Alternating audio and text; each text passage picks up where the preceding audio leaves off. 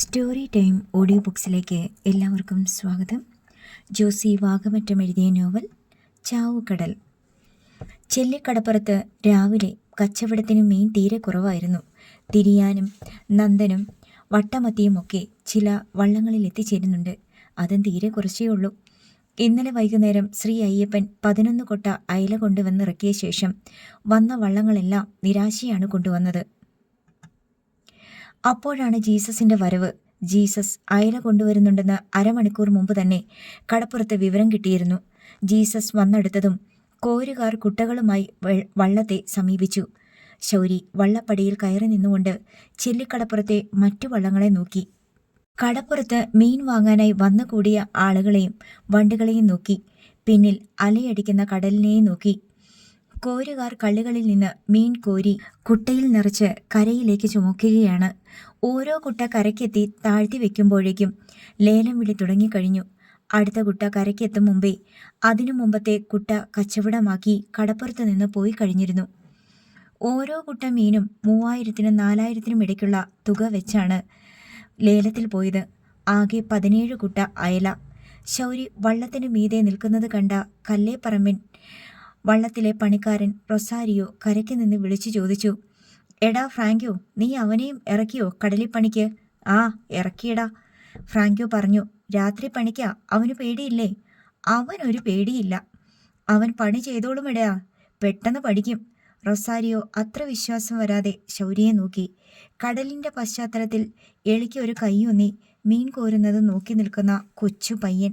ഒരു കൂസലില്ലായ്മ അവൻ്റെ മുഖത്തുണ്ട്. "ഉള്ള കാര്യം പറയാലോ റൊസാരി, അവനെയും കൊണ്ട് പോയിട്ട് ഞങ്ങൾക്ക് മീൻ കിട്ടി," ഡാനിയൽ പറഞ്ഞു. ശൗരി വള്ളപ്പടിയിൽ നിന്ന് കടൽ വെള്ളത്തിലേക്ക് എടുത്തു ചാടി. അവൻ്റെ കഴുത്തൊപ്പം വെള്ളമുണ്ടായിരുന്നു. അപ്പോൾ വന്ന ഒരു തിര അവനെ കരയിലേക്ക് തള്ളി നീക്കി. വള്ളം കരയ്ക്ക് കയറ്റി വെച്ച് വീട്ടിൽ പോകാൻ നേരം ഡാനിയൽ അവൻ്റെ കയ്യിൽ ഒരു പ്ലാസ്റ്റിക് സഞ്ചി കൊടുത്തു. "കരയ്ക്കുള്ള മീനാ, വീട്ടിൽ കൊടുക്ക്." ഒരു സഞ്ചി നിറയെ മീൻ. ഒരു മീൻപിടുത്തക്കാരൻ്റെ അഭിമാനത്തോടെ അവൻ ആ സഞ്ചിയും തൂക്കി കടപ്പുറത്തെ പൂഴിമണലിലൂടെ നടന്നു. "ഇതെന്താടാ സഞ്ചിയിൽ?" കാട്ടൂക്കാരൻ മത്തിയാസ് ചോദിച്ചു. "അയലയാ, കൊടുക്കുവോടാ?" "ഇല്ല, ഇത് കറിക്കാ." "വില തരാമെടാ." "കൊടുക്കൂല." ശൗരി വലത് കൈയിൽ നിന്ന് സഞ്ചി ഇടത് കൈയിലേക്ക് മാറ്റി പിടിച്ച് നടന്നു. "അമ്മ." അടുക്കളയിലായിരുന്ന എമിലിക്ക് ആ വിളി കേട്ടപ്പോൾ നെഞ്ചകത്തെ നേരിപ്പോടണഞ്ഞതുപോലൊരു കുളിർമ തോന്നി. അവൾ തിണ്ണയിലേക്ക് ഓടിയിറങ്ങി ചെന്നു. ശൗര്യക്കുട്ടി തിണ്ണയിൽ കയറി കയ്യിലെ സഞ്ചി അമ്മയുടെ നേർക്ക് നീട്ടി തികഞ്ഞ ഗൗരവത്തോടെ പറഞ്ഞു, "കറിക്കുള്ള മീനാ." സഞ്ചി വാങ്ങിയ എമിലിയുടെ കൈ താണുപോയി. അത്ര കനം! "ഇതെവിടുന്നാ ഇത്രയും മീൻ?" എമിലി അന്തം വിട്ടു. "കടലിൽ പോയി പിടിച്ചതാ അമ്മേ." "ഇത് കുറേ ഉണ്ടല്ലോ." 5-6 കിലോ മീനുണ്ട്. "എൻ്റെ പങ്കാ." ശൗര്യക്കുട്ടി അഭിമാനത്തോടെ ചിരിച്ചു. "ഇതെല്ലാം കൂടെ നമ്മൾ എന്നാ ചെയ്യാനാ? സൂക്ഷിച്ചു വെക്കാം. നമുക്ക് ഫ്രിഡ്ജൊന്നും ഇല്ലല്ലോ." "അയലത്തരംകാർക്ക് കൊടുക്കമ്മ, ഞാൻ ആദ്യമായിട്ട് കടലിൽ പോയിട്ട് കിട്ടിയതല്ലേ." എമിലി മീൻ കൊണ്ടുപോയി ഒരു ചെരുവത്തിലേക്ക് കുടഞ്ഞിട്ടു. "ചെറിയ വറ്റയുടെ അത്രയും ഉണ്ട്," കുഞ്ഞന്ന സന്തോഷത്തോടെ പറഞ്ഞു.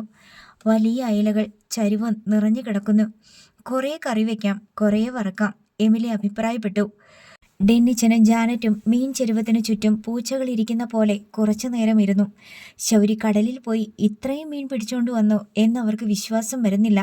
"ഈ മീൻ പുറമേ വിറ്റാൽ 500 രൂപയെങ്കിലും കിട്ടും," കുഞ്ഞന്ന പറഞ്ഞു. "അമ്മ, നാളത്തേക്കിനി മാറ്റി വെക്കണ്ട. ഇന്ന് രാത്രി ഞാൻ കടലിൽ പോണുണ്ട്," ശൗരി തിണ്ണയിൽ നിന്ന് വിളിച്ചു പറഞ്ഞു. അവൻ കുളത്തിൽ പോയി മുങ്ങി കുളിച്ചു വന്നു. എമിലി മറിയമ്മയ്ക്കും സാറയ്ക്കും ഓമനയ്ക്കും കുറേ മീൻ വാരിക്കൊടുത്തു. "എൻ്റെ ശൗര്യക്കുട്ടി കടലിൽ പോയി പിടിച്ചോണ്ട് വന്നേക്കണ മീനാ," എമിലി അഭിമാനത്തോടെ അവരോടെല്ലാം പറഞ്ഞു. എമിലിയുടെ വീട്ടിൽ എല്ലാവരും അന്ന് മതിയാവോളം മീൻ കൂട്ടി ചോറുണ്ടു. ഡെന്നിച്ചൻ അയലയെ മറിച്ചിട്ടും തിരിച്ചിട്ടും മാംസളമായ ഭാഗങ്ങൾ അടർത്തിയെടുത്ത് തിന്നുകൊണ്ടേയിരുന്നു. "അങ്ങനെ തിന്ന് വയറ് കേടാക്കണ്ട. നാളെ ഞാൻ കടലിപ്പണിക്ക് പോയി മീൻ കൊണ്ടുവരുന്നുണ്ട്," ശൗര്യക്കുട്ടി ഓർമ്മിപ്പിച്ചു. "നാളെ മീൻ കിട്ടിയില്ലെങ്കിലോ?" ഡെന്നിച്ചന് നാളത്തെ കാര്യത്തിൽ വിശ്വാസം പോരാ. കറിക്കുള്ള മീൻ കിട്ടും, അക്കാര്യത്തിൽ ശൗര്യക്കുട്ടിക്ക് സംശയമില്ല. ശൗര്യക്കുട്ടി ഉച്ചയ്ക്ക് മുമ്പും ഊണിന് ശേഷവും കിടന്നുറങ്ങി. 4 മണിക്ക് അവൻ വള്ളത്തിൽ പോകാൻ ഒരുങ്ങി നിന്നപ്പോൾ ഡാനിയൽ വന്നു. ശൗര്യക്കുട്ടിയുടെ പങ്കുമായി വന്നതാണ്. 6-1 7 ആള്. ശൗരിക്ക് അരപ്പങ്ക്, വലയ്ക്കും വള്ളത്തിന് 1 പങ്ക്, എല്ലാം കൂടെ 8.5 പങ്ക്. കമ്മീഷൻ കിഴിച്ച് 54,000 രൂപയുടെ മീൻ കിട്ടി. 6,000 രൂപ വെച്ച് 8 പങ്ക്, 48. ശൗര്യയുടെ അരപ്പങ്ക് 3000 രൂപ, ചെലവ് കാശ് 3000.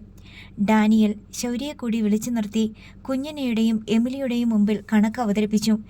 എല്ലാം ഒരു തുണ്ട് കടലാസിൽ കുറിച്ചുകൊണ്ട് വന്നിരിക്കുകയാണ്. ഒടുവിൽ പണവും തുണ്ട് കടലാസും ഡാനിയൽ ശൗര്യയെ ഏൽപ്പിച്ചു. എന്നിട്ട് പറഞ്ഞു, നീ വേഗം വന്നേക്കണം, പുറപ്പെടാൻ നേരമായി. ഡാനിയൽ പോയി. ശൗര്യ തുണ്ട് കടലാസും പണവും എമിലിയെ ഏൽപ്പിച്ചു. 3000 രൂപ. 10 വയസ്സുകാരൻ കടലിൽ പോയി പണിയെടുത്തതിൻ്റെ കൂലി. എമിലിക്ക് കണ്ണു നിറഞ്ഞു. കരയ്ക്ക് കൂലിപ്പണിയെടുക്കുന്നവർക്ക് 200ഉം 250ഉമാണ് ശമ്പളം, അതും ആൺ പിറന്നവർക്ക്. അമ്മ, ഞാൻ പോയിട്ട് വരാം. ശൗര്യ തൻ്റെ തൊപ്പിയും ട്രൗസറും ടീഷർട്ടും ഇട്ട് പോകാൻ തയ്യാറായി. അവൻ പോകുന്നത് നോക്കി കുഞ്ഞന്നെയും എമിലിയും തിണ്ണയിൽ നിന്നു. ശൗര്യ ജെറമിച്ചായൻ്റെ വീട്ടിൽ ചെന്നപ്പോൾ വള്ളക്കാർ പോകാൻ തയ്യാറായി നിൽക്കുകയാണ്. വന്ന് കയറടാ കൊച്ചു കഴിവറിൻ്റെ മോനെ. ജിസ്മി താഴേക്ക് കൈ നീട്ടിക്കൊടുത്ത് അവനെ പിക്കപ്പിലേക്ക് വലിച്ചു കയറ്റി. വള്ളക്കാരുടെ സംഘം ചെല്ലാനത്തേക്ക് പുറപ്പെട്ടു. 5:30 മണിക്ക് അവർ ചെല്ലാനം കടപ്പുറത്ത് വള്ളമിറക്കി. കടൽ പൊതുവേ ശാന്തമായിരുന്നു. തിരമാലകൾക്ക് വലിയ ഊറ്റമൊന്നുമില്ല. കായലോളങ്ങൾ പോലെ തോന്നിച്ചു. കര കാണാ ദൂരത്തേക്ക് വള്ളം പാഞ്ഞു പോയിക്കൊണ്ടിരുന്നു. അന്നും ജീസസിന് ഒരു കള്ള് നിറയെ മീൻ കിട്ടി. ഫ്രാങ്കോയും സംഘവും സന്തുഷ്ടരായിരുന്നു. പിറ്റേന്ന് വെളുപ്പിന് മീനുമായി കരയ്ക്കടുത്തപ്പോൾ ചൂണ്ടയ്ക്ക് പോയവർക്കല്ലാതെ മറ്റാർക്കും മീൻ കിട്ടിയിട്ടില്ല. വട്ടമത്തിയും തിരിയാനും കിട്ടിയവർക്ക് തന്നെ വള്ളത്തിൻ്റെ മീൻ കള്ളിയുടെ കാൽഭാഗം പോലും കിട്ടിയിട്ടുമില്ല. കടലിൽ അന്നന്ന് പോയി പണിയെടുക്കുന്ന വള്ളക്കാർക്ക് തീരെ മെച്ചമില്ലാത്ത കാലമാണ്. ജനുവരിയും ഫെബ്രുവരിയും മാർച്ചും കൂടി കഴിഞ്ഞാലേ ഇനി കടലിൽ മീനുള്ളൂ എന്ന് വള്ളക്കാർ പരസ്പരം പറഞ്ഞ് നിരാശപ്പെട്ടു. എന്നാൽ ജീസസിന് നേരം വെളുക്കുമ്പോഴേക്കും അരക്കള്ളി 3/4 കള്ളി മീൻ കിട്ടുന്നുണ്ട്. അത് ശൗര്യയെ കൂടി വള്ളത്തിൽ കയറ്റിയ ശേഷമാണെന്നാണ് ആളുകൾ പറഞ്ഞു തുടങ്ങി. നല്ല വാർത്തയായിട്ടല്ല ആരും പറയുന്നത്. അവൻ പിഴച്ചുണ്ടായവനാണല്ലോ. അങ്ങനത്തവർക്ക് നല്ല വരശാണ് ടാ. കളി അറിയാത്തവൻ ചീട്ട് കളിക്കുമ്പോൾ കണ്ടിട്ടുണ്ടോ? ഒടുക്കലത്തെ കൈവരശ. അതുപോലെ തന്നെ ഇതും. ശരിയാണെന്ന് കേൾവക്കാർക്കും തോന്നി. ജീസസ് വള്ളത്തിന് മാത്രം മീൻ കിട്ടുന്നു. എങ്ങനെ നോക്കിയാലും എണ്ണക്കാശും ചെലവുകാശും കിട്ടുന്നുണ്ട്. ഒന്നുകിൽ ശൗര്യയുടെ പുറകെ മീൻ പായുന്നുണ്ട്, അല്ലെങ്കിൽ കൂടോത്രം. ഫ്രാങ്കോയുടെയും കൂട്ടരുടെയും ചെവിയിലുമെത്തി ഈ വർത്തമാനം. ഫ്രാങ്കോ ബ്രാൻഡി കുടിച്ചിട്ട് കടപ്പുറത്തോടെ ആരെ എന്നില്ലാതെ ചീത്ത വിളിച്ചുകൊണ്ട് നടന്നു. തങ്ങളുടെ അധ്വാനത്തിൻ്റെ ക്രെഡിറ്റും കൂടി ശൗര്യക്കുട്ടിയുടെ അക്കൗണ്ടിലേക്ക് പോകുന്നത് പങ്കുവള്ളക്കാർക്ക് പിടിച്ചില്ല. ഒരു ദിവസം ശൗര്യയെ കൂടാതെ അവർ കടലിൽ പോയി. ഞായറാഴ്ച ഒഴിവു ദിവസമാണ്. തിങ്കളാഴ്ച വൈകുന്നേരം കടലിൽ വള്ളമിറക്കിയാൽ മതി. അതിനു പകരം ശൗര്യയെ കൂട്ടാതെ അവർ തിങ്കളാഴ്ച വെളുപ്പിന് വള്ളമിറക്കി. ഇപ്പോൾ ചെല്ലിക്കടപ്പുറത്താണ് വള്ളമിറക്കുന്നത്. കടൽ പതിഞ്ഞു കിടക്കുകയാണ്. ജീസസ് പകലും രാത്രിയും കടലിൽ നെട്ടോട്ടമോടി പലയിടത്ത് തല താഴ്ത്തി. ഒടുക്കം കറിക്കുള്ള മീനുമായി തിരിച്ചു പോന്നു. അതും പല ഇനങ്ങളിലുള്ള മിക്സ്ചർ. ജീസസ് വരുന്നുണ്ട് മീനുമായി എന്ന പ്രതീക്ഷയോടെ കടപ്പുറത്ത് കാത്തിരുന്നവർ വള്ളത്തിനരികെ ഓടിയെത്തി. ഒഴിഞ്ഞ കള്ളികൾ കണ്ട് അവർ മൂക്കത്ത് വിരൽ വെച്ചു. ഒന്നും കിട്ടിയില്ലേ എന്ന് ചോദിച്ചവരോട് ഫ്രാങ്കോ തട്ടിക്കയറി. കടല് കരിഞ്ഞു കിടക്കേണ്, ഞങ്ങൾക്ക് മാത്രം എവിടുന്ന് മീൻ കിട്ടാൻ? പക്ഷേ കടപ്പുറത്തുകാർ വിട്ടില്ല. വള്ളത്തെ ശൗര്യനെ കണ്ടില്ലല്ലോ. എന്താ നീങ്ങ ശൗര്യനെ കൊണ്ടുപോവാഞ്ഞത്? അവന് വിളിക്കാൻ മറന്നതാ. വെറുതെയാണോ മീൻ കിട്ടാഞ്ഞത്? അവനുണ്ടെങ്കിലേ മീൻ കിട്ടത്തുള്ളൂ. ആര് പറഞ്ഞു? അവനാണ് കടലിൽ വല വിരിക്കണത്. അവനാണോ വലയിൽ മീനെ വിളിച്ച് കയറ്റണത്? ഇതെന്താ പ്രൈവറ്റ് ബസ് സ്റ്റാൻഡിൽ കിളി ആളെ വിളിച്ച് ബസ്സിൽ കയറ്റണ പോലത്തെ പണിയാണോ? ഫ്രാങ്കോ ചോദ്യകർത്താക്കളോട് കയർത്തു. ഡാനിയലിന് ഒരു വാശി തോന്നി. ഈ ശൗര്യമൊക്കെ എന്നാണപ്പാ ഉണ്ടായത്? ഞങ്ങൾ അപ്പൂപ്പന്മാരുടെ കാലം മുതൽക്ക് കടലിൽ പോയി മീൻ വാരണതാ. കടലുകൊണ്ടാ ജീവിച്ചു പോണത്. ശൗര്യ ഇല്ലാത്തപ്പോഴും ഞങ്ങൾ മീൻ പിടിച്ചിട്ടുണ്ട്. ശൗര്യ ജെറമിച്ചായൻ്റെ വീട്ടിലെത്തി ഫ്രാങ്കോയെ കണ്ടു ചോദിച്ചു, ഇന്നലെ എന്നെ വിളിക്കാണ്ട് പോയോ കടലി? ആ പോയി. നാളെ നിന്നെ വിളിക്കാതെ പോകാനാ തീരുമാനിച്ചേക്കണത്. ഞാൻ വരണ്ടേ ചേട്ടാ? കടലിൽ പണി കുറവാ. അത് കാരണം ഞങ്ങളിപ്പോൾ വള്ളത്തിൽ പോണ പണിക്കാരുടെ എണ്ണം കുറച്ചു. 8ഉം 9ഉം പോയിക്കൊണ്ടിരുന്നിടത്ത് ഇപ്പോൾ 5 പേരെ പോണുള്ളൂ. അതാ നിന്നെ വിളിക്കാതെ. മാത്രമല്ല ഇപ്പോൾ വെളുപ്പിനാ കടലിൽ പോണേ. മുമ്പും അങ്ങനെ ആയിരുന്നു. ശൗര്യ പിന്നെ ഒന്നും ചോദിച്ചില്ല. തിരികെ വീട്ടിലേക്ക് പോന്നു. 2 മാസത്തോളം കടലിൽ പണിക്ക് പോയിട്ട് കിട്ടിയ വരുമാനം അവൻ അമ്മയെ ഏൽപ്പിച്ചിട്ടുണ്ട്. എമിലിക്ക് ചായക്കട വീണ്ടും തുടങ്ങണമെന്ന് ആഗ്രഹമുണ്ടായിരുന്നു. പക്ഷേ അതിന് പണം കുറേ വേണം. 15,000 രൂപയെങ്കിലും ഇല്ലാതെ കട തുടങ്ങാൻ പറ്റില്ല. സുനാമി വന്നപ്പോൾ പാത്രങ്ങളും ഫൈബർ കസേരകളും മേശകളും ടാർപോളിൻ ഷീറ്റും അടക്കം എല്ലാം കടലെടുത്തു പോയിരുന്നു. ശൗര്യ കൊടുത്ത പൈസ എമിലി ബാങ്ക് അക്കൗണ്ടിൽ ഇട്ടിരിക്കുകയാണ്. എല്ലാം കൂടി 70,000-നും 80,000-നും ഇടയ്ക്കുള്ള ഒരു തുകയുണ്ടാവും. എമിലി വീണ്ടും ചായക്കട തുറക്കാൻ ആഗ്രഹം പ്രകടിപ്പിച്ചപ്പോൾ ശൗര്യക്കുട്ടി പറഞ്ഞു, വേണ്ടമ്മ, അതിനേക്കാളും അത്യാവശ്യം വേറെ ഉണ്ടല്ലോ. എമിലിക്ക് മനസ്സിലായില്ല. അതെന്താണ് താൻ അറിയാത്ത അത്യാവശ്യം? വിൻസി ആൻറ്റീനെ കല്യാണം കഴിപ്പിക്കണ്ടേ? അവൻ്റെ ചോദ്യം കേട്ട് കുഞ്ഞിനെയും കൂടി അന്തം വിട്ടു. ഈ ചെക്കന്, ഈ 10 വയസ്സുകാരന് അങ്ങനത്തെ ചിന്തയൊക്കെ ഉണ്ടോ? അവൻ്റെ ചേട്ടനും ചേച്ചിയും ഇന്നേ വരെ ചോദിച്ചിട്ടില്ല വിൻസി ആൻറ്റിയെ എന്താണ് കല്യാണം കഴിപ്പിക്കാത്തതെന്ന്. വിൻസിക്ക് വയസ്സ് 29. അവളുടെ പ്രായത്തിലുള്ള അയലത്തെ പെൺകുട്ടികളും കൂടെ പഠിച്ചവരും കല്യാണം കഴിച്ചിട്ട് ഇപ്പോൾ അവരുടെ കുട്ടികൾ സ്കൂളിൽ പോയി തുടങ്ങിയിട്ടുണ്ട്. വിൻസി വളർച്ച മുരടിച്ച പാഴ്മരം പോലെ വെറുതെ വീട്ടിലങ്ങനെ നിൽക്കുകയാണ്. അവളുടെ എല്ലാ സ്വപ്നങ്ങളും കരിഞ്ഞുപോയി. നേഴ്സിംഗ് പഠിച്ച് റെജീനയെ പോലെ ഒരു നേഴ്സാകണമെന്നായിരുന്നു അവളുടെ ഏറ്റവും വലിയ ആഗ്രഹം. ആഞ്ചലോസ് ഉണ്ടായിരുന്നപ്പോൾ അവൾ ജീവിതത്തിൻ്റെ നൈരാശ്യങ്ങളൊന്നും അറിഞ്ഞിരുന്നില്ല. ഇനി അവൾക്ക് പ്രതീക്ഷകളോ പ്രത്യാശകളോ ഇല്ല. തൻ്റെ വിവാഹം പോലും ഒരിക്കലും നടക്കില്ലെന്ന് അവൾ ഉറപ്പിച്ചു കഴിഞ്ഞിരുന്നു. എമിലിയും കുഞ്ഞിനെയും കിണഞ്ഞു പരിശ്രമിച്ചാൽ മാത്രം അന്നന്ന് അരപട്ടിണിയുമായി കഴിഞ്ഞുകൂടുന്ന കുടുംബത്തിൽ ആര് മുൻകൈ എടുത്ത് നടത്താനാണ് തൻ്റെ വിവാഹമെന്ന് അവൾ തന്നെത്താൻ ചോദിച്ച് ഉത്തരം കിട്ടാതെ കണ്ണീരടക്കിയിട്ടുണ്ട്. യൗവനത്തിൻ്റെ തുടക്കത്തിൽ ചില പ്രണയാഭ്യർത്ഥനകളും പിന്നീട് വിവാഹാലോചനകളും അവളെ തേടി എത്തിയിട്ടുണ്ടായിരുന്നു.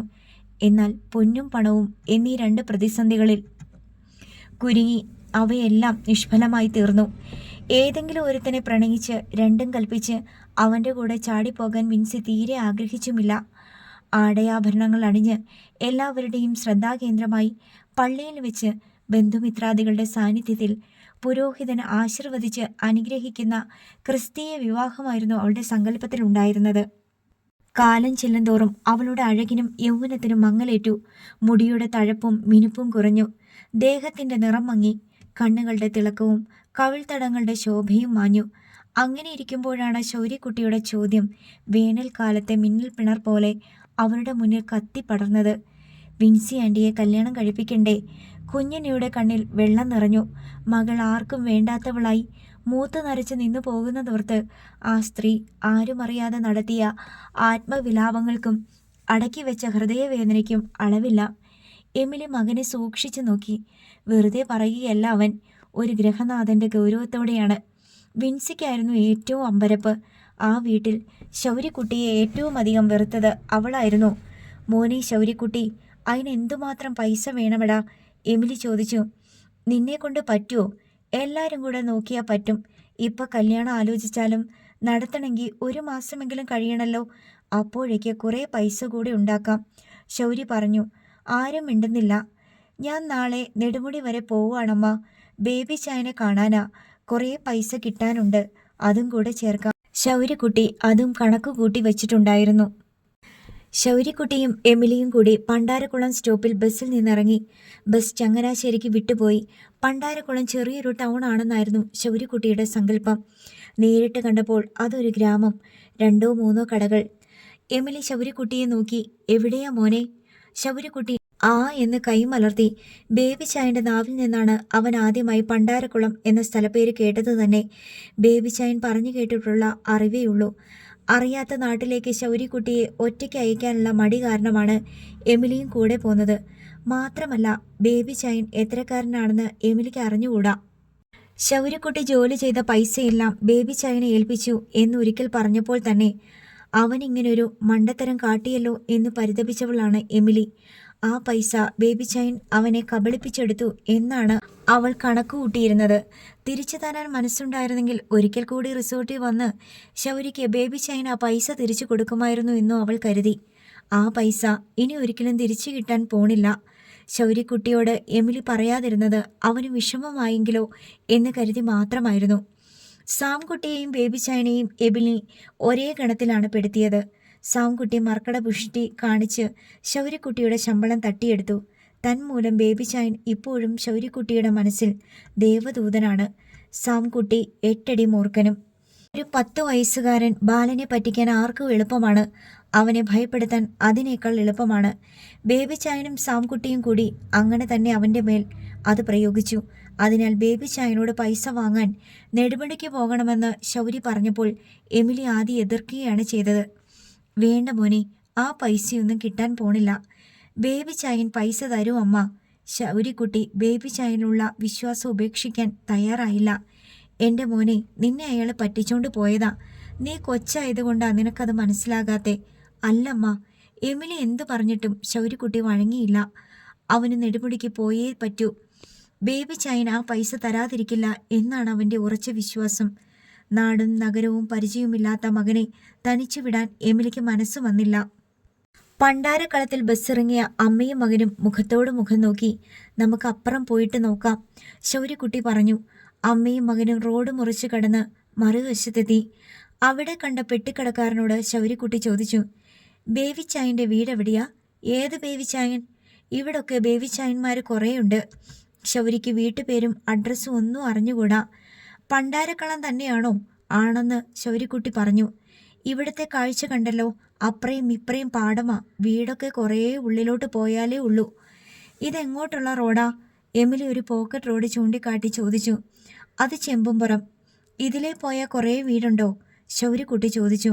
ആ, കുറേ ദൂരം പോണം. എമിലി ശൗരിക്കുട്ടിയെ നോക്കി. പോണോടാ മോനെ? പോയി നോക്കാം, ശൗരിക്കുട്ടി ഉത്സാഹത്തോടെ പറഞ്ഞു. ഇന്ന് ഞായറാഴ്ചയല്ലേ? എവിടെ പോയാലും ബേബി ചായൻ ഞായറാഴ്ച വീട്ടിൽ വരും.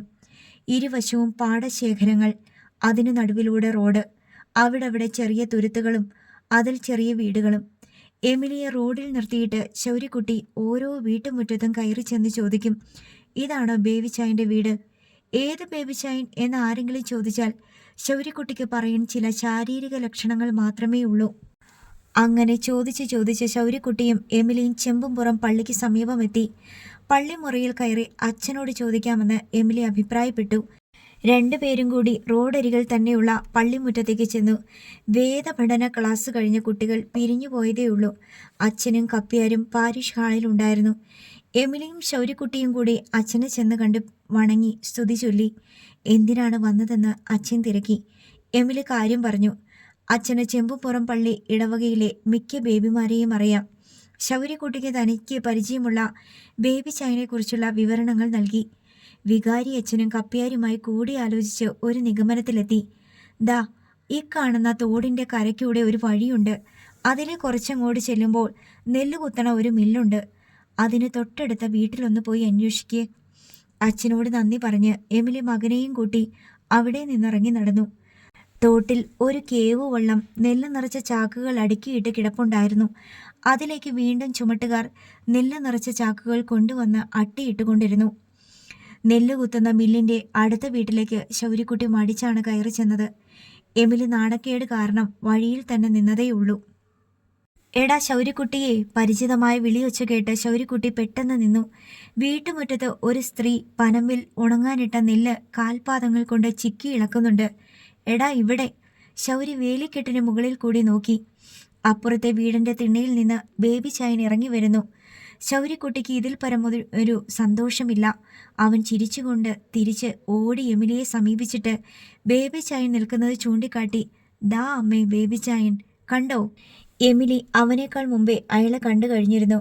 ശൗരി അവളെ വിട്ട് ഓടി ബേബി ചായൻ്റെ മുറ്റത്തെത്തി.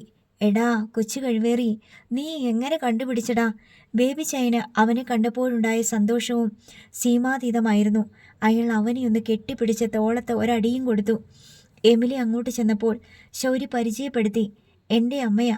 കണ്ടുപിടിക്കാൻ ബുദ്ധിമുട്ടിയതൊക്കെ എമിലിയാണ് വിവരിച്ചത്. ബേബി ചായൻ അവരെ വീട്ടിലേക്ക് സ്വീകരിച്ചിരുത്തി. ആദ്യം കുടിക്കാൻ കട്ടൻ കാപ്പി കൊടുത്തു. പിന്നെ ഊണ് കഴിക്കാൻ നിർബന്ധിച്ചു. വേണ്ടെന്നൊക്കെ എമിലി പറഞ്ഞെങ്കിലും ഉച്ചനേരമായതിനാൽ അവർക്ക് ബേബി ചായൻ്റെ സ്നേഹനിർബന്ധത്തിന് വഴങ്ങേണ്ടി വന്നു. ബേബി ചായൻ തൻ്റെ പുതിയ ജോലിയെപ്പറ്റി ശൗരിയോട് പറഞ്ഞു. കൈനകരിയിലെ റിസോർട്ട് ജോലി ഉപേക്ഷിച്ചത് അവർ ജോലിയിൽ തരം താഴ്ത്തിയത് കൊണ്ടാണ്. മാത്രമല്ല ശമ്പളവും വെട്ടിക്കുറച്ചു. ബേബി ചായൻ്റെ തലയ്ക്ക് മീതെ സാംകുട്ടിയെ വച്ചതും ഇഷ്ടപ്പെട്ടില്ല. ഇപ്പോൾ ചങ്ങനാശ്ശേരിയിലെ ഒരു ഹോട്ടലിൽ മാനേജരായി ജോലി നോക്കുകയാണ്. മഞ്ഞപ്പിത്തം ബാധിച്ച് കുറേ നാൾ കിടന്നു പോയതുകൊണ്ടാണ് ബേബി ചൈൻ റിസോർട്ടിലേക്ക് വന്ന് ശൗര്യക്കുട്ടിയെ കാണാതിരുന്നത്. ബേബി ചൈൻ പോയ ശേഷം തനിക്ക് റിസോർട്ടിൽ നിന്ന് ശമ്പളമൊന്നും കിട്ടിയില്ലെന്ന് ശൗര്യക്കുട്ടി പറഞ്ഞു. സാങ്കുട്ടി ഒന്നും കൊടുത്തില്ല, കൂടുതൽ ജോലി ചെയ്യിച്ചു. ഒടുവിൽ റിസോർട്ടിൽ നിന്ന് പമ്പയാറ്റിലേക്ക് ചാടി നീന്തി രക്ഷപ്പെടുകയായിരുന്നുവെന്നും ശൗരി പറഞ്ഞു. അവൻ രക്ഷപ്പെട്ട രീതിയും പരാക്രമങ്ങളും കേട്ട് ബേബി ചൈൻ കുറേ ചിരിച്ചു. ഒടുവിൽ ശൗരി തൻ്റെ ആഗമനോദ്ദേശം വെളിപ്പെടുത്തി. വീട്ടിൽ ഒരു കല്യാണം നടക്കാൻ പോവുകയാണ്. കടലിൽ പണിക്ക് പോയി കുറച്ച് പണം സമ്പാദിച്ചു വെച്ചിട്ടുണ്ട്. നീ കടലിൽ പണിക്ക് പോകാൻ തുടങ്ങിയോ? അത് പറഞ്ഞില്ലല്ലോ. ബേബി ചൈൻ ആ ചരിത്രവും അവനെ കൊണ്ട് പറയിച്ചു. എല്ലാം കേട്ടിട്ട് എമിലിയോട് പറഞ്ഞു, നിങ്ങളുടെ മോൻ മിടുക്കനാട്ടോ, ഇവനെ പഠിപ്പിച്ചില്ലല്ലോ എന്നോർത്ത് വിഷമിക്കേണ്ട. ഇവൻ എവിടെ പോയാലും നേട്ടമുണ്ടാക്കും. അവൻ കടലിൽ പണിക്ക് പോകല്ലേന്നായിരുന്നു എൻ്റെ പ്രാർത്ഥന. അത് ദൈവം കേട്ടില്ല. അങ്ങനെ ഒന്നും നോക്കണ്ട, കടല് കൊണ്ട് ജീവിക്കാനായിരിക്കും അവൻ്റെ തലയിലെഴുത്ത്. ബേബി ചൈൻ ശൗര്യക്കുട്ടിയോട് വാങ്ങി നിക്ഷേപിച്ച പണം തിരിച്ചു കൊടുക്കാമെന്ന് സമ്മതിച്ചു. പോസ്റ്റ് ഓഫീസിൽ ഇട്ടിരിക്കുക. ഇന്ന് ഞായറാഴ്ചയല്ലേ, അടുത്ത ആഴ്ച ഏതെങ്കിലും ഒരു ദിവസം ഞാൻ എടുത്തു വെച്ചേക്കാം. ഇതുപോലൊരു ഞായറാഴ്ച നിങ്ങൾ വന്നാൽ മതി. എല്ലാം കൂടെ എത്ര രൂപ കാണും? എമിലി ചോദിച്ചു. ശൗര്യക്കുട്ടിക്ക് കണക്കൊന്നും അറിയാൻ മേല. എനിക്ക് കണക്കറിയാം. ശൗര്യക്കുട്ടി റിസോർട്ടിലെ മരപ്പലകയിൽ ചോക്ക് കൊണ്ടും കടലാസ് കഷ്ണങ്ങളിൽ പെൻസിൽ കൊണ്ടും കണക്ക് കൂട്ടി വച്ചിട്ടുണ്ടായിരുന്നു. എല്ലാം കൂടെ 16,500 രൂപ. ശൗര്യക്കുട്ടി കൃത്യമായി പറഞ്ഞു. അതവൻ്റെ ശമ്പളം മാത്രമല്ല, അവന് ടിപ്പ് കിട്ടിയ പൈസയും കൂടി ചേർത്തിട്ടാണ്. അത്രയും കാണുമായിരിക്കും. എനിക്ക് ഓർമ്മയില്ല. അവൻ തന്നതെല്ലാം ഞാൻ പോസ്റ്റ് ഓഫീസിൽ കൊണ്ടുപോയിട്ടിട്ടുണ്ട്, ബേബി ചൈൻ പറഞ്ഞു. ഇപ്പം വീടും സ്ഥലവും ഒക്കെ മനസ്സിലായല്ലോ. ശരിക്കും പറഞ്ഞാൽ ഇതെൻ്റെ ഭാര്യ വീടാ. അതുകൊണ്ടാ എൻ്റെ പേര് പറയുമ്പോൾ ഈ നാട്ടിലെ പഴമക്കാർക്ക് പിടികിട്ടാതെ. ശൗര്യക്കുട്ടിക്കും എമിലിക്കും പോകാൻ നേരം ഓരോ കട്ടൻ കാപ്പിയും കൂടി കൊടുത്തിട്ടാണ് ബേബി ചൈൻ അവരെ യാത്ര അയച്ചത്. പണ്ടാരക്കളം വരെ അയാൾ അവരോടൊപ്പം ചെന്നു. എമിലിയും ശൗര്യയും തിരികെ വീട്ടിലെത്തിയപ്പോൾ കുഞ്ഞന്ന ഔത്സുക്യത്തോടെ ചോദിച്ചു, ആ കാശ് കിട്ടിയോ? ശൗര്യക്കുട്ടിയുടെ ബേബി ചൈനെ കണ്ടാ? എമിലി അതെല്ലാം വിശദീകരിച്ച് പറഞ്ഞു. പലിശയും കൂടി ചേർത്ത് 17-18 കിട്ടുമായിരിക്കും. എന്നാലെന്താ, സ്വർണം മേടിക്കാവല്ലോ. ശൗരി വലിയ അഭിമാനത്തോടെ പുറകിൽ കൈ കെട്ടിക്കൊണ്ട് തിണ്ണയിലൂടെ നടന്നു. വിൻസിക്ക് വേണ്ടി ഒരു കല്യാണാലോചന തുടങ്ങി വെക്കാനുള്ള ധൈര്യം കുഞ്ഞനയ്ക്ക് കിട്ടി. മറിയമ്മയോടും റാഖേലിനോടും സാറയോടും ദലീല അമ്മയോടുമെല്ലാം കുഞ്ഞന്ന പറഞ്ഞു, ഞങ്ങളുടെ വിൻസിക്ക് ഒരു ചെറുക്കനെ നോക്കിക്കോണേ. ഞങ്ങളുടെ സ്ഥിതി അറിയാവല്ലോ. സ്വത്തും പണവും ഉള്ളവരൊന്നും വേണ്ട. സീതനം കൊടുക്കാൻ ഞങ്ങളുടെ കയ്യിൽ എന്നതാ ഉള്ളത്? പെണ്ണാണെങ്കിൽ നിന്ന് മൂത്തുപോയി. അവളുടെ ഓമനത്വം പോയി. എങ്ങനത്തെ ചെറുക്കനെയാ വേണ്ടത്? സാറ ചോദിച്ചു. ഞാൻ എന്നാ പറയാനാ, പണിയെടുക്കണ കാശ് കള്ളു കുടിച്ച് കളയാത്ത ഒരു ചെറുക്കനെ കിട്ടിയാൽ മതി. വേറൊന്നും നോക്കണ്ട. അങ്ങനെ ആദ്യം ചെല്ലിക്കടപ്പുറത്ത് കൊള്ളാവുന്ന ചെറുപ്പക്കാർ വല്ലവരുമുണ്ടോ എന്ന് നോക്കി. പലരുടെയും പേരുകൾ പൊങ്ങി വന്നെങ്കിലും അവരാരും വിൻസിക്ക് ഇണങ്ങുന്നവരല്ല. അങ്ങനെ പല അന്വേഷണങ്ങൾക്കൊടുവിൽ ഓമനപ്പുഴ എന്ന സ്ഥലത്ത് നിന്ന് ഒരു കല്യാണാലോചന വന്നു. ചെറുക്കൻ്റെ പേര് എബിസൺ. എബി എന്ന് വിളിക്കും. കടലിൽ പണിക്ക് പോകുന്നവനാണ്. കാവുംകാട്ട് കത്രീനയുടെ കെയർ ഓഫിൽ വന്ന ആലോചനയാണ്. കത്രീനയുടെ ഒരകന്ന ബന്ധു കൂടിയാണ് എബിസൺ. ചെറുക്കൻ വന്ന് പെണ്ണിനെ കാണട്ടെ എന്ന് കുഞ്ഞന്ന താല്പര്യം വെളിപ്പെടുത്തി. 2-3 ദിവസങ്ങളായി ഫ്രാങ്കോയും കൂട്ടരും വിളിക്കാത്തതിനാൽ ശൗര്യക്കുട്ടി കടലിൽ പണിക്ക് പോകുന്നില്ല. ഇതറിഞ്ഞ് മറ്റ് ചില വള്ളക്കാർ ശൗര്യയെ സമീപിച്ച് ചോദിച്ചു, ഞങ്ങളുടെ കൂടെ വരുന്നോടാ? ഫ്രാങ്കോ നിനക്ക് അരപ്പങ്കല്ലേ തന്നത്? ഞങ്ങൾ നിനക്ക് ഒരു പങ്ക് തരാം. ഫ്രാങ്കോ ചേട്ടനോട് ചോദിച്ചിട്ട് പറഞ്ഞാൽ മതിയോ? ശൗര്യക്കുട്ടി ചോദിച്ചു. നിന്നെ അവരിപ്പോൾ പണിക്ക് വിളിക്കുന്നില്ലല്ലോ, ഉണ്ടോ? ഞാൻ അങ്ങോട്ട് ചെന്ന് ചോദിച്ചില്ല എന്നാ വിളിക്കാത്തേന്ന്. നീ ചോദിച്ചിട്ട് പറഞ്ഞാൽ മതി. അന്നുച്ചയ്ക്ക് ശൗരി ജെർമി ചായൻ്റെ വീട്ടിൽ ചെന്നു. ഫ്രാങ്കോയും ഡാനിച്ചനും കടപ്പുറത്തുണ്ടെന്നും വല കേടുപോക്കുകയാണെന്നും ലീലാമ്മ പറഞ്ഞു. ശൗരി കടപ്പുറത്ത് ചെന്നു. എന്തടാ ശൗരിയെ, നിന്നെ കാണാനില്ലല്ലോ? തെങ്ങിൻ തണലിൽ ഇരുന്ന് വല കേടുപോക്കുകയായിരുന്ന ഡാനിയേൽ കുശലൻ ചോദിച്ചു. എന്നെ വിളിക്കാണ്ടല്ലേ നിങ്ങയെല്ലാം കൂടെ കടലിൽ പോണേ? ശൗരി അല്പം പരിഭവം ഇട്ട് പറഞ്ഞു. എടാ, നിനക്കറിയാവല്ലോ, കടല് കരിഞ്ഞു കിടക്കേണ്, മീനില്ല. ഞാൻ വന്നപ്പോഴൊക്കെ മീൻ കിട്ടിയല്ലോ. അത് നീ വന്നുകൊണ്ടാണോ? അല്ലല്ലോ, കടലിൽ മീനുണ്ടായിരുന്നു, ഇപ്പം അതില്ല. ഞങ്ങൾക്ക് മാത്രമല്ല, ആർക്കും കിട്ടണില്ല. എന്നാൽ ഞാൻ സെൻറ്റ് തോമസിൻ്റെ കൂടെ പൊക്കോട്ടെ? സെൻറ്റ് തോമസിൻ്റെയോ? കൊള്ളാം, ഒരാഴ്ചയായി അവർ കടലിൽ പോയിട്ട്. കടലിൽ മീനില്ലെന്ന് ഞാൻ ചോദിച്ചെന്നേ ഉള്ളൂ. അവർ പറഞ്ഞു ഒരു പങ്ക് കാശ് തരാമെന്ന്. നിനക്കൊരു പങ്കാ? ഫ്രാങ്കോ ചിരിച്ചു. നീ ഞങ്ങളുടെയൊക്കെ 4/1 പോലും വലിപ്പം ഇല്ലല്ലോടാ. ഞാൻ പോവുക. ശൗര്യക്കുട്ടി തിരിച്ചു നടന്നു. ചേട്ടാ, സെന്റ് തോമസ് അവനെ പിടിച്ചോണ്ട് പോയ നമുക്ക് നാണക്കേടാ. ആ കൊണ്ടുപോട്ട്. അവരുടെ വിചാരം ശൗര്യക്കുട്ടി ഉണ്ടെങ്കിൽ കടലിന്ന് വാരാന്നാ. മീനുണ്ടെങ്കിലല്ലേ. ചേട്ടാ, അവനുള്ളപ്പം നമുക്ക് കിട്ടിയിട്ടുണ്ടല്ലോ. ഡാനിയൽ വാദിച്ചു. എടാ, അന്ന് കടലിൽ മീനുണ്ടായിരുന്നു. അല്ലെങ്കിൽ കിട്ടുവോ? അവനെയും കൊണ്ട് പോയിട്ട് കരിനന്തൻ പോലും കിട്ടാത്ത ദിവസങ്ങളില്ലേ? അത് വല്ലപ്പോഴും. അപ്പൊ അവന്റെ മിടുക്കല്ലെന്ന് മനസ്സിലായല്ലോ. പിന്നെന്തിന് സെന്റ് തോമസ് അവനെ ചെന്ന് വിളിച്ചെന്ന് എനിക്ക് മനസ്സിലാകുന്നില്ല. ഒരു പങ്ക് കൊടുക്കാന്ന് പറഞ്ഞിരിക്കണ. വെറുതെ പടക്കം. ശൗര്യക്കുട്ടി ആരാ മോൻ? നമ്മുടെ സൈമ മുതലാളിയുടെ സന്തതിയല്ലേ? 1 മാസത്തോളം നീണ്ട മത്സ്യബന്ധനത്തിനിടയിൽ മീൻ കിട്ടാതെ പോയ 6-7 ദിവസങ്ങൾ ഫ്രാങ്കോ എണ്ണി വെച്ചിട്ടുണ്ടായിരുന്നു. ദാ അവൻ നേരെ സെന്റ് തോമസിന്റെ അടുത്താണല്ലോ പോണത്. ഡാനിയൽ കൈ ചൂണ്ടി. ജീസസിനേക്കാൾ വലുതല്ല സെന്റ് തോമസ് എന്ന് അവനൊന്ന് മനസ്സിലാക്കട്ടെ, ഫ്രാങ്കോ പറഞ്ഞു. അവനെ തിരിച്ചു വിളിച്ചാലോ? നമ്മുടെ അപ്പൻ അവന്റെ കക്ഷിയാ. അവന്റെ കൂടെയേ നിൽക്കത്തുള്ളു. മരിച്ചുപോയവരുടെ ആത്മാക്കൾ അവർക്ക് പ്രിയമുള്ളവർക്ക് വേണ്ടി ഭൂമിയിൽ ചിലതൊക്കെ ചെയ്യുന്നുണ്ടെന്നാണ് ഡാനിയലിന്റെ വിശ്വാസം. നീ പോടാ എന്ന് ഫ്രാങ്കോ അവനെ പുച്ഛിച്ചു തള്ളി. ശൗര്യക്കുട്ടി സെന്റ് തോമസിന്റെ വള്ളക്കാരൻ ലോറൻസിനെ സമീപിച്ച് താൻ അവരുടെ കൂടെ ചേരാൻ തയ്യാറാണെന്ന് പറഞ്ഞു. നിന്നോട് ചോദിച്ചപ്പോൾ നീ വന്നില്ലല്ലോ. അവരോട് ചോദിക്കട്ടെന്നല്ലേ പറഞ്ഞത്? ആ അതെ, അവരോട് ചോദിച്ചപ്പോൾ അവര് നിന്നെ വേണ്ടെന്ന് പറഞ്ഞോ? ആ പറഞ്ഞു. എന്നാൽ ഞങ്ങൾക്ക് നിന്നെ വേണ്ട. അല്ലെങ്കിൽ അരപ്പങ്ക് തരാം. നീ വരുന്നോ? മറുപടിക്ക് ശൗര്യക്കുട്ടി രണ്ടാമതൊന്നു കൂടി ആലോചിച്ചില്ല. ഇല്ല എന്ന് പറഞ്ഞ് നടന്നു കഴിഞ്ഞു. ലോറൻസും തോമസും എൽദോയും കണ്ണിൽ നോക്കി. എടാ, അവൻ പോയി പിന്നെ കിട്ടത്തില്ല. വാശിക്കാരനാ. കണ്ടില്ലേ അവന്റെ പോക്ക്? വിളിക്ക്. 2 ദിവസം നമുക്ക് നോക്കാം. എൽദോ പറഞ്ഞു. ജീസസ് വിട്ട് കളഞ്ഞെങ്കിൽ അതിൻ്റെ അർത്ഥം അവനെ കൊണ്ട് ഗുണമൊന്നും ഇല്ലെന്നല്ലേ? ലോറൻസ് തർക്കിച്ചു.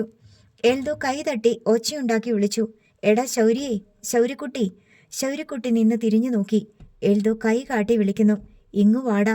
ശൗര്യക്കുട്ടി തിരികെ ചെന്നു. ഞങ്ങൾ പണി തന്നില്ലെങ്കിൽ നീ എന്നാ ചെയ്യും? വേറെ വള്ളത്തെ കയറുവോ? ഞാൻ ചൂണ്ടയ്ക്ക് പോകും. നീ എവിടെ പോകും? ചൂണ്ടയ്ക്ക്? കടലില്ല. തോട്ടില്? കായലിലോ? ശരി, നീ ഞങ്ങളുടെ കൂടെ വാ. മീൻ കിട്ടിയ 1 പങ്ക് തന്നേക്കാം. ശരി എന്ന് ശൗരിയും സമ്മതം മൂളി. വൈകുന്നേരം 5 മണിക്കാണ് സെന്റ് തോമസ് കടലിൽ പോവുക. ശൗരി വീട്ടിൽ ചെന്ന് എമിലിയോട് പറഞ്ഞു. ഞാൻ ഇന്ന് മുതൽ കടലിൽ പണിക്ക് പോകണമെന്ന്. ആ, അവര് നിന്നെ വിളിച്ചാ? ജീസസ് വിളിച്ചില്ലമ്മ, സെന്റ് തോമസാ വിളിച്ചത്. നീ ജീസസിന്റെ അടുത്ത് ചോദിച്ചോ? ചോദിച്ചെന്ന് അവർക്ക് വേണ്ട. അപ്പ എനിക്ക് സെന്റ് തോമസിന്റെ കൂടെ പോകാമല്ലോ? ശൗരി ന്യായം ചോദിച്ചു. ഉവെന്ന് എമിലിയും സമ്മതിച്ചു. വൈകുന്നേരം 5 മണിക്ക് ശൗര്യക്കുട്ടി സെന്റ് തോമസിൽ കയറി കടലിലേക്ക് തിരിച്ചു. തിരകളെ മുറിച്ചു തള്ളി സെന്റ് തോമസ് പടിഞ്ഞാറേക്ക് പാഞ്ഞു. ചക്രവാളത്തിന് കീഴെ കാണുന്നത് പുതിയൊരു കടലാണെന്ന് ശൗര്യയ്ക്ക് തോന്നി. ഓർക്കാപ്പുറത്ത് ഒരു മഴയും തണുപ്പും കാറ്റും. വള്ളത്തിൽ എല്ലാവരും നനഞ്ഞു കുളിർന്നിരിക്കുകയാണ്. കടലാഴം 12 ഭാഗം എത്തിയപ്പോൾ ലോറൻസ് വള്ളം നിർത്തി. ഇനി വല നീട്ടി നോക്കാം. ആ തണുപ്പിലും കുളിരിലും കടൽ വെള്ളത്തിലിറങ്ങാൻ എല്ലാവർക്കും മടി. ഞാൻ ഇറങ്ങാം എന്ന് പറഞ്ഞ് ശൗര്യക്കുട്ടി കടലിൽ ചാടി പതച്ചു കിടന്നു. വലയം പിടിച്ച് നീ കിടക്കുവോടാ? 1/2 നാഴിക, തോമസ് ചോദിച്ചു. ആ കിടക്കാം. വല നീട്ടിക്കൂ, ശൗരി വിളിച്ചു പറഞ്ഞു. വള്ളത്തിലുണ്ടായിരുന്നവർ അങ്ങോട്ടും ഇങ്ങോട്ടും നോക്കി. രാത്രിയാണ്. വലയുടെ തുമ്പും പിടിച്ച് ഇരുട്ടത്ത് തനിയെ പതച്ചു കിടക്കാൻ നല്ല ചങ്കൂറ്റം വേണം. കാരണം വള്ളം വല നീട്ടി അകന്നു പോകുമ്പോൾ നടുക്കടലിൽ ഇരുട്ടത്ത് തനിച്ചായി പോകും. അവന് ജീസസിൽ പോയി പരിചയമുള്ളതല്ലേ? എൽദോ പറഞ്ഞു. വലയുടെ അറ്റവും പിടിച്ച് ശൗരി കടലിൽ പതച്ചു കിടന്നു. വല നീട്ടിക്കൊണ്ട് വള്ളം അകന്നകന്നു പോയി. വള്ളത്തിലെ വെളിച്ചം മാത്രമേ കാണാനുള്ളൂ. വല നീട്ടി കടലിലൊരു വൃത്താകൃതി വരച്ചുകൊണ്ട് വള്ളം മെല്ലെ വീണ്ടും ശൗരി കിടക്കുന്നിടത്തേക്ക് വന്നു. വലയുടെ തുമ്പ് അവന്റെ കയ്യിൽ നിന്ന് ലോറൻസ് വാങ്ങി വള്ളത്തിൽ ബന്ധിച്ചു. ശൗരിയെ അവർ വള്ളത്തിലേക്ക് വലിച്ചു കയറ്റി. ശൗരി ചോറ് വയ്ക്കാനുള്ള പണി തുടങ്ങി.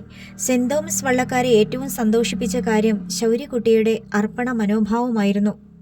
എന്ത് ജോലി ചെയ്യാനും മുന്നിട്ട് നിൽക്കും. വള്ളത്തിലെ പണികളെല്ലാം അവനറിയാം. ചെയ്യുന്ന ജോലിക്ക് വൃത്തിയും വെടുപ്പും ഉണ്ടായിരിക്കും. വല വലിച്ചു കയറ്റാൻ അവൻ മുന്നിൽ തന്നെ നിന്നു. വലിച്ചു തുടങ്ങിയപ്പോഴേ മനസ്സിലായി കറിക്കുള്ള മീനെ കിട്ടൂ. 2 ഭാഗം കൂടി പടിഞ്ഞാട്ട് മാറി വീണ്ടും വല നീട്ടി. ശൗരി കിട്ടിയ മീൻ വെട്ടിക്കഴുകി കറി വെച്ചു. കുറച്ചു വറുത്തു. ഇത്തവണയും വല വലിച്ചപ്പോൾ എല്ലാവർക്കും നിരാശയായി. 2 ഭാഗം കൂടി പടിഞ്ഞാറോട്ട് നീങ്ങി വല നീട്ടിയ ശേഷം അവർ ഒന്നിച്ചിരുന്ന് അത്താഴം കഴിച്ചു. കിഴക്ക് വെള്ള കീറും വരെ കടലിൽ പലയിടത്ത് അലഞ്ഞു പണിയെടുത്തിട്ടും മണ്ണെണ്ണ കാശിനുള്ള മീനേ കിട്ടിയുള്ളൂ. മടങ്ങാൻ നേരം അവർ ശൗരിയെ നോക്കി. എൽദോ ചോദിച്ചു, നിന്റെ വരശൊക്കെ പോയോടാ ശൗരി? എനിക്ക് വരശൊന്നുമില്ല. വല നീട്ടുന്നിടത്ത് മീനുണ്ടാ നമുക്ക് കിട്ടും, മീനില്ലെങ്കിൽ കിട്ടൂല. ശൗര്യക്കുട്ടി തനിക്കറിയാവുന്ന പൊതു തത്വം പറഞ്ഞു. മണ്ണെണ്ണക്കാശ് പോലും കിട്ടിയില്ലല്ലോടാ. തോമസ് നിരാശപ്പെട്ടു. എൻ്റെ കുറ്റാണോ ചേട്ടാ? ശരിയാണ്, അവൻ്റെ കുറ്റമല്ല. ഞാൻ യേശുക്രിസ്തു അല്ലല്ലോ. അത് കേട്ട് എൽദോ ചിരിച്ചു. നിനക്ക് ബൈബിളൊക്കെ അറിയാം അല്ലേടാ ശൗരി? അമ്മയുടെ കൂടെ പള്ളിയിൽ പോകുമ്പോൾ അച്ഛന്മാരെ പ്രസംഗം പറയണ കേട്ടിട്ടുണ്ട്. ശിഷ്യന്മാരെയും കൂട്ടി യേശുക്രിസ്തു കടലിൽ പണിക്ക് പോയപ്പോൾ വല നിറയെ മീൻ കിട്ടിയെന്ന്. നിന്നെ ഞങ്ങൾ ആ ഒരു വിശ്വാസത്തിലാണ് കൊണ്ടുവന്നേ. നീ ജീസസിൻ്റെ കൂടെ പോയപ്പോഴൊക്കെ ഫ്രാങ്കോന് നല്ല പോലെ മീൻ കിട്ടി, തോമസ് പറഞ്ഞു. മീൻ കിട്ടാത്ത ദിവസവും ഉണ്ട്, ശൗരി പറഞ്ഞു. കറി വയ്ക്കാൻ പോലും മീൻ കിട്ടാത്ത ദിവസങ്ങൾ പോലും ഉണ്ട്. ഇനി ഈ രാത്രി നോക്കണ്ട, വലയും വലിച്ച് കരയ്ക്ക് പോകാം. ലോറൻസിന് ഇന്നത്തെ മീൻ പിടുത്തം മതിയായി. അവസാനത്തെ വലിക്ക് ശൗരിക്കുട്ടി ഉത്സാഹിച്ചു നിന്നു. വല വലിച്ച് വലക്കള്ളിയിൽ ചുരുട്ടിയിട്ടുകൊണ്ടിരുന്നു. വല വലിച്ച് അവർ കരയ്ക്ക് മടക്കം പിടിച്ചു. മണ്ണെണ്ണക്കാശ് കിട്ടുമോ തോമസ് ചേട്ടാ? എൽദോ തിരക്കി. അത് കിട്ടിയേക്കും, പക്ഷേ നമ്മുടെ പണിക്കൂലി അത് എവിടെ ചെന്ന് ഒപ്പിക്കും? വൈകുന്നേരം തെങ്ങും പറമ്പി ഇരുന്ന് ചീട്ട് കളിച്ചാൽ മതി, തോക്കരുത്, ശൗര്യക്കുട്ടി പറഞ്ഞു. ചീട്ടുകളിയാണ് അവരുടെ മുഖ്യ വിനോദമെന്ന് അവൻ പലപ്പോഴായി മനസ്സിലാക്കിയിട്ടുണ്ട്. നേരം വെളുത്തു വരുമ്പോഴേക്കും അവർ ചെല്ലിക്കടപ്പുറം പിടിച്ചു. മീനെല്ലാം ഓരോരുത്തർ പങ്കിട്ട് അവരവരുടെ പങ്ക് പ്ലാസ്റ്റിക് ക്യാരി ബാഗിലാക്കി മാറ്റിവെച്ചു. മീനുണ്ടോ? കടപ്പുറത്ത് നിന്ന് ജോർജ് വിളിച്ചു ചോദിച്ചു.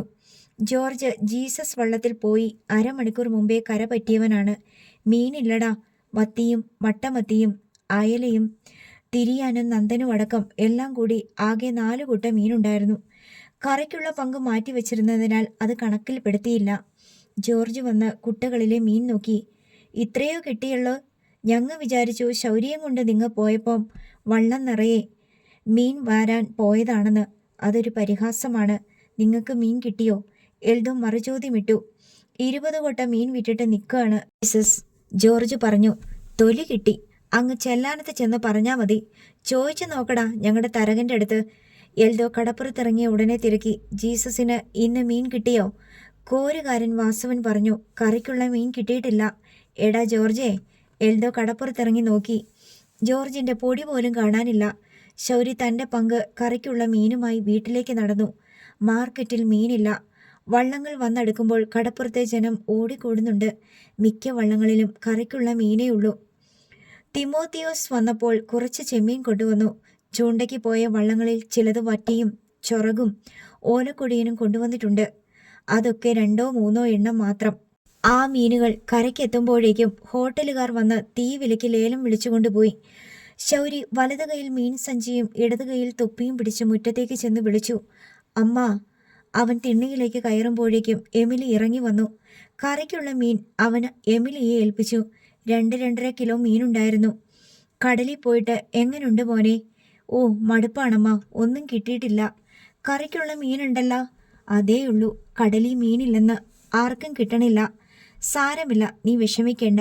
എന്നും കടലിൽ നിന്ന് മീൻ കിട്ടത്തില്ലല്ലോ. ബോട്ടുകാർ വന്ന് വാരനുണ്ട്. അവർ വന്ന് തൂത്തുവാരിക്കൊണ്ട് പോണ കാരണം കൊണ്ടാ മീൻ കിട്ടാത്തതെന്ന് തോമസ് ചേട്ടൻ പറയണ്.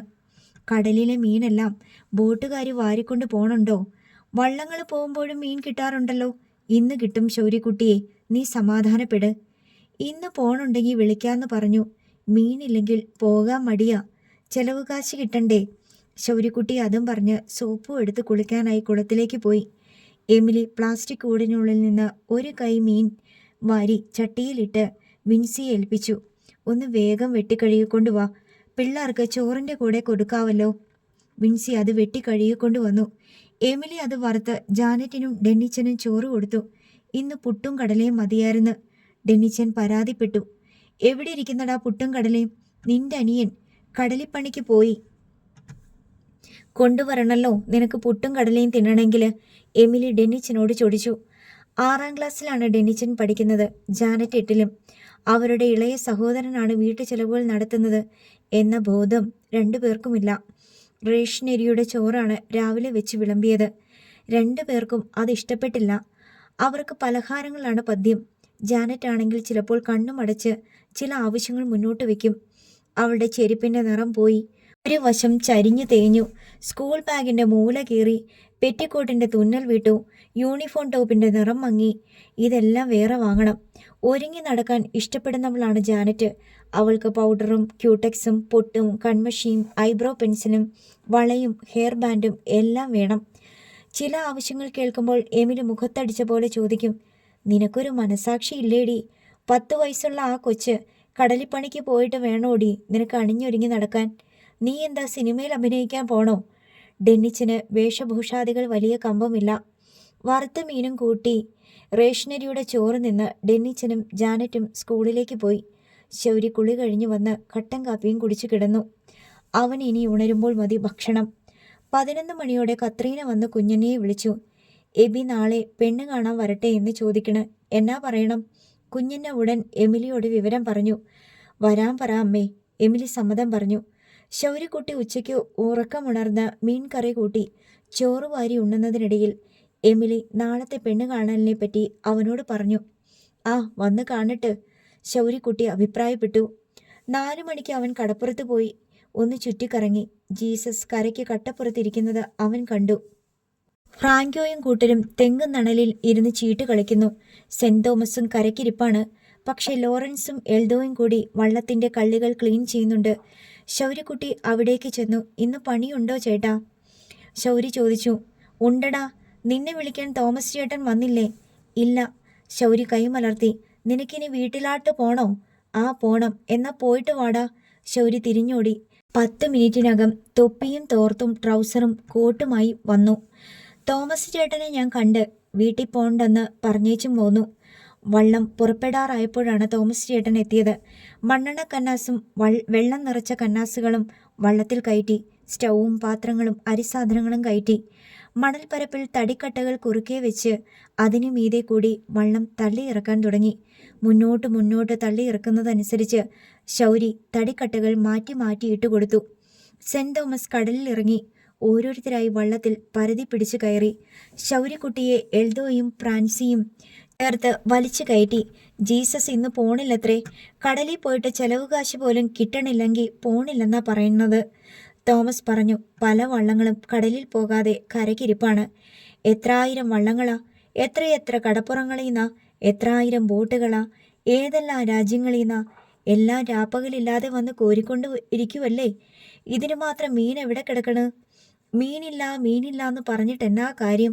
തോമസിന് കടലിനെ പറ്റി മറ്റുള്ളവരെക്കാൾ ഗ്രാഹ്യം കൂടുതലുണ്ട്. കാസർഗോഡ് മുതൽ ഇങ്ങോട്ട് കന്യാകുമാരി വരെയുള്ള കടപ്പുറങ്ങളിൽ സഞ്ചരിച്ചിട്ടുള്ള ആളാണ്. ഇന്ന് മീൻ കിട്ടുവടാ ശൗരി? എൽദോ തമാശയ്ക്ക് ചോദിച്ചു. എനിക്ക് തോന്നണ ഭാഗത്ത് വല നീട്ടാവോ? ശൗര്യക്കുട്ടി തിരിച്ചു ചോദിച്ചു. അതെവിടെയാ? അതെനിക്കിപ്പോൾ അറിഞ്ഞൂടാ. ഒരു തെരം അറിയുമ്പോൾ എനിക്ക് തോന്നും. പോടാ, വെറുതെ പറയുക. ഇടയ്ക്കിടെ ആഴം നോക്കി വള്ളം പോയിക്കൊണ്ടിരുന്നു. ശൗരി സ്റ്റൗ കത്തിച്ച് അരിയിട്ടു. എടാ 12 ഭാഗം. എൽദോ ആഴം അളന്നിട്ട് പറഞ്ഞു. ശൗരി എഴുന്നേറ്റ് നിന്നു. കടലിലേക്ക് നോക്കി. പ്രത്യേകിച്ചൊന്നും കാണാനില്ല. ഇരുട്ടും വിവിധ ദൂരങ്ങളിൽ സഞ്ചരിക്കുന്ന വള്ളങ്ങളിലെ വെളിച്ചവും മാത്രം. കുറച്ചുകൂടെ വടക്കോട്ട് പോട്ടെ. ശൗരി ആകാശത്തിലെ നക്ഷത്രങ്ങളെ നോക്കിയിട്ട് പറഞ്ഞു. ആകാശത്ത് നോക്കിയാ കടലിൽ മീനുണ്ടോന്ന് എങ്ങനെ അറിയാമടാ? തോമസ് ചോദിച്ചു. ശൗരി ചിരിച്ചതേ ഉള്ളൂ. അവൻ്റെ തമാശകളല്ലേ ഇതൊക്കെ? ആകാശത്ത് നോക്കിയിട്ട് കടലിൽ മീൻ പിടിക്കുക ഞാൻ ഇന്നേ വരെ കേട്ടിട്ടില്ല. ശൗരിയെ ഓർത്തു. ശരിയാണല്ലോ, അവനും കേട്ടിട്ടില്ല. ജെറമി ചായൻ പോലും അങ്ങനൊരു സൂത്രം പറഞ്ഞു കൊടുത്തിട്ടില്ല. അതവൻ്റെ ഒരു ഉൾവിളിയാണ്. അപ്പോൾ തോന്നിയതാണ്.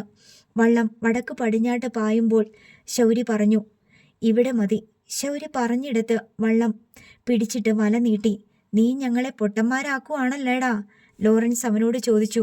ശൗരിക്ക് അറിഞ്ഞുകൂടാ അവിടെ മീനുണ്ടോ എന്ന്. അതൊരു തോന്നലായിരുന്നു. വലയുടെ വൃത്തം വിരിഞ്ഞു കഴിഞ്ഞപ്പോൾ അവൻ്റെ നെഞ്ച് ഇരട്ടി ശക്തിയിൽ ഇടിച്ചു തുടങ്ങി.